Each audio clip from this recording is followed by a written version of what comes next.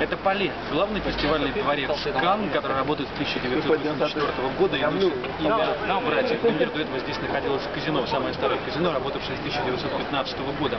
Вот этот путь, эти 100 метров от набережной Круазет до входа в дворец, это путь к успеху. Каждый кинематографист в мире мечтает пройтись именно по этому пути, для того, чтобы добиться, в конце концов, успеха в деле, в который он вляпался. Первым по этой фестивальной дорожке в этом году пройдет Вуди Аллен. Его картина «Ночь в Париже» откроет 64-й Каннский кинофестиваль. И именно с него начнется та самая галерея звезд, о которой все уже написали. Потому что в этом году в Каннах звезд немыслимое количество. Главным образом голливудских, которые создают поблизости любому международному фестивалю.